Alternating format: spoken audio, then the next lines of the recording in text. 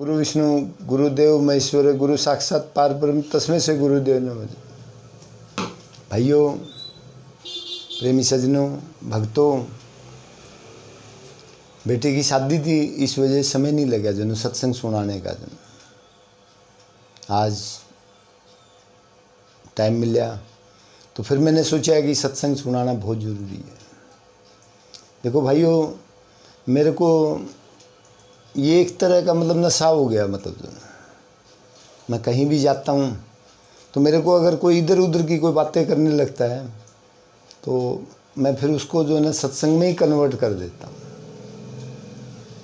तो वो जो सुन के जो ना मैंने भी देख, आज तक आपके पास समय है, सुबेरे भी समय है चुगली करने का, शाम को भी है, दोपहर को भी और अगले दिन भी जो है। लेकिन अगर उस भगवान का नाम लेगा जिसके लिए आप इस सृष्टि पे आए हो, इससे बेटर कुछ नहीं है। मतलब भाइयों, आज इंसान जो है ना वो अहंकार का पुतला बना हुआ है। वो कहता है सारी चीज़ें मैंने बनाई है। जो ये पैसा मैंने बनाया है, फल फ्रूट वगैरह सब मैंने बनाए जो है। और यहाँ तक कि मतलब जो है वो कहता है माँ बाप मेरे, भाई बहन मेरे, रिश्तेदार मेरे हैं, चाचा ताऊ मेरे हैं। भाइयों, इस चीज़ को समझो, अगर भाई को 2 रोटी खिलानी पड़ेगी वो नहीं खिलाने पाएगा। जो है माँ बाप को 2 रोटी देनी है, उसके लिए बड़ी तकलीफ़ मानेगा। जो है अगर उसने किसी भिखारी को भी 2 रुपये देने पड़ेंगे तो वो बड़ी दिक्कत मानेगा। तो उसके अंदर क्यों एक मतलब अहंकार भरा हुआ जो है, जब तक वो ख़त्म नहीं होगा तब तक इस सृष्टि पे जो है ना वो 84 के चक्कर में घूमता रहेगा। जो है आज आप और हम जो है ना क्यों 84 चक्कर में धक्के खा रहे हैं कि हमारे अंदर काम, क्रोध, मोह, लोभ, माया, अहंकार घुसा हुआ जो है।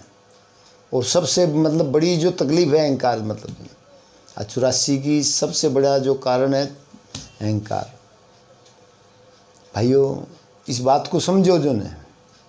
और आज मैं YouTube के माध्यम से बताना चाहता हूँ जो ने कि अगर आपने इस मन के विकार को निकालना है, वो सत्संग के माध्यम से या किसी महापुरुष के प्रवचन से या फिर मतलब जो है ना आप भागवत से जो मतलब उसी से निकल सकते हैं। और कोई मतलब ऐसा साधन नहीं है कि भाई कोई आपको जो है संत महात्मा या कोई मतलब बाबा जी या कोई भी मतलब मंदिर का पुजारी आपको जंतरी दे दे या कोई माला पहना दे।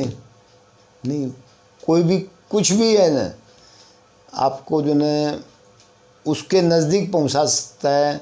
अगर जब तक आप पेट में 2 रोटी खाओगे, पेट में रोटी खाओगे तो आपके पेट में ही पहुंचेगी। और कोई कहता है भाई मैं जंतरी दे दूँगा, मंत्र दे देता हूँ या फिर आप जो है ना उसकी माला पहना देता हूँ, नहीं, कोई नहीं पहुँचाने पाएगा। जब आपकी लगन हो जाएगी, लगन हो जाए तो आप नज़दीक मिलोगे।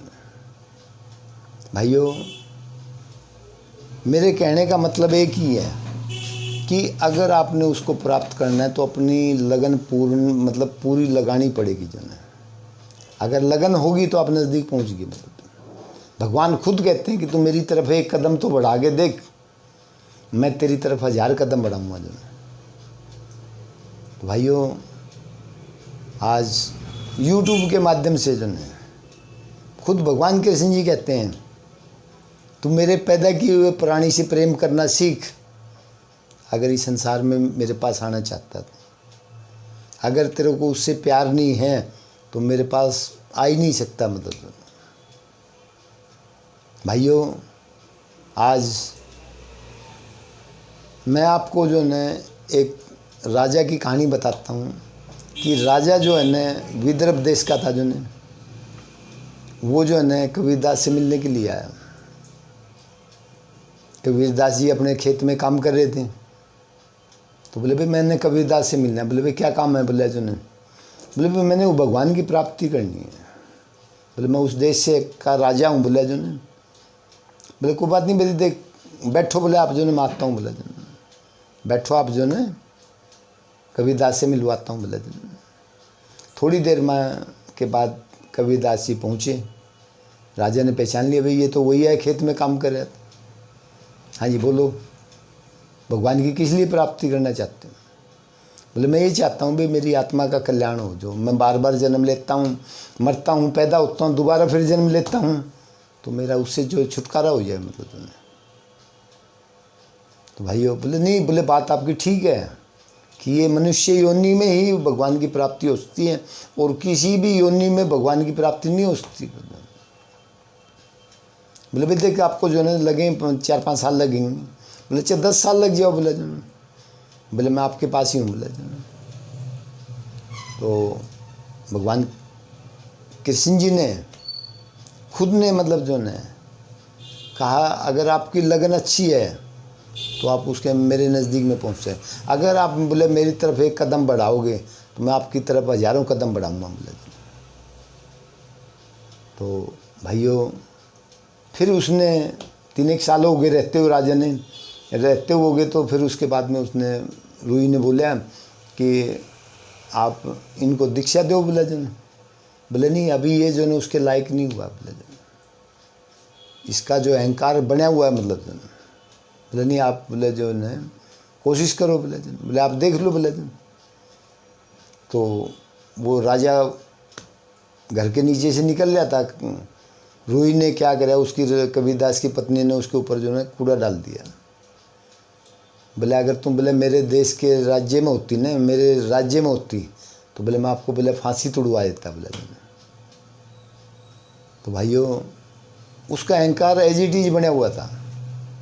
उन्हें कबीरदास ने उसको बताया जो है कि भाई ऐसे से बोल रहा। बोले अब ये उसके लायक नहीं हुआ, जो अहंकार इसका ख़त्म नहीं हुआ। जब उसने लगातार सत्संग सुना तो उसके जो दिमाग के जो है ये सारे विकार दूर हो गए, फिर वो एकदम नॉर्मल हो गया जो है। और उसके अंदर मतलब जो है ना कोई भी किसी तरह की कमी नहीं रही, मतलब वो नम्र हो गया मतलब जो है।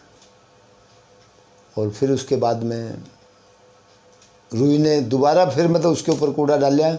तो कूड़ा डालने के बाद में क्या, बोले माता जी आपने क्यों तकलीफ़ करी? बोले मैं अपने आप डाल लेता हूँ, आपने उठाया, इतनी मेहनत करी तो मैं अपने आप डाल लेता।